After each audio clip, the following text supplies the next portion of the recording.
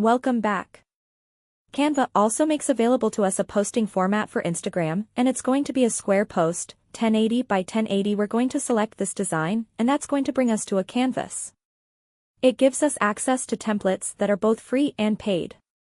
We're going to choose one of the free templates. What we can do is we can search through our templates, and once we have one we like, we can then select it and bring it into our canvas.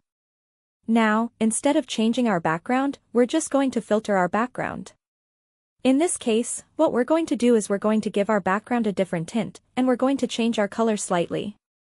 We're then going to add in our logo, and we're going to add in our logo from our folders.